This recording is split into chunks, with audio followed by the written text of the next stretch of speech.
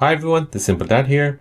In this video, I'll answer the question if you can use your Redmi Note 14 Pro as a remote control or not.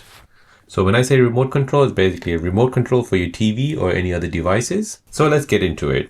So the simple answer is yes, of course, you can use your Redmi Note 14 Pro as a remote control, as your Redmi Note comes with an app called Mi Remote. So let me show you how to control it. So first go ahead and open up the apps.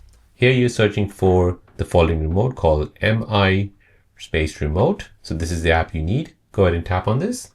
And now you can go ahead and tap on the TV. And from here, you can go ahead and control the channel, volume.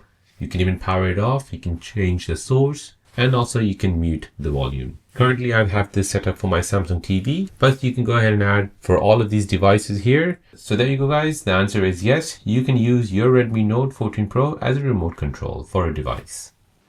If you're new on the channel and you want to find out more about your iPhone, your Android phone, or any other social media apps, then don't forget to subscribe to this channel to become a part of the Simple Dad community.